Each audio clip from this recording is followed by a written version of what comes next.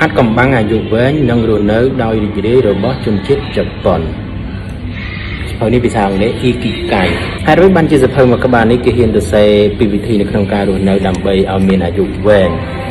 ក្នុងសុំសង្ខេបតិចតួចតាក់ទងជាមួយនឹងទំព័រទី21គេនិយាយថាអាចកំបាំងនៃការបរិភោគត្រឹមត្រូវត្រឹម 80% ជាផ្នែកមួយដែលធ្វើឲ្យមនុស្សមានអាយុវែងហើយគេបន្ថែមទៀតថាការធ្វើលំហាត់ប្រាណក៏ជាផ្នែកមួយដែលធ្វើឲ្យមនុស្សយើងមានអាយុវែងដែរនៅក្នុងសភៅនេះគេណែនាំឲ្យហាត់ប្រាណតាមបែបយូហ្គាហាត់ប្រាណតាមបែបថៃជីហើយនឹងការធ្វើចលនាតិច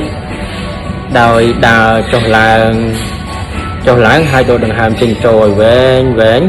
ផ្នែកមួយទៀតគេឲ្យកាត់បន្ថយភាពតានតឹងច្រើនពេកធ្វើឲ្យមនុស្សឆាប់ចាស់តែបើសិនជាភាពតានតឹងនឹងតិចតួចល្មមបែរជាជួយមនុស្សវិញណាចឹងភាពតានតឹងវាមិនអាក្រក់ទាំងអស់នោះទេលោកស្រីអូកាវ៉ាអាយុ117ឆ្នាំម្នាក់បាននិយាយថាការញ៉ាំត្រឹមត្រូវការគេងគ្រប់គ្រាន់គឺជាគន្លឹះ